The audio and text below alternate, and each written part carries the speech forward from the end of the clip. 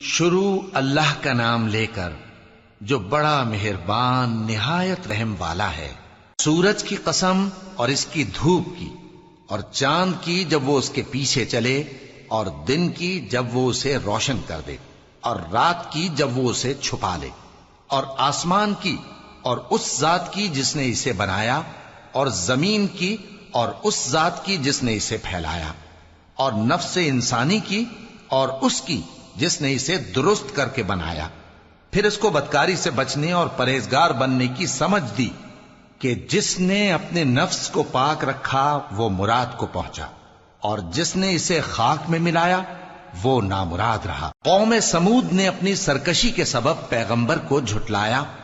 جب ان میں سے ایک نہایت بدبخت اٹھا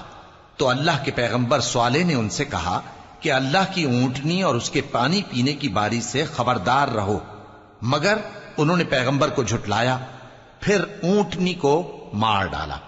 تو ان کے رب نے ان کے گناہ کے سبب ان کو نیست و نابود کر دیا، پھر سب کو برابر کر دیا، اور اللہ کو ان کے بدلہ لینے کا کچھ بھی ڈر نہیں۔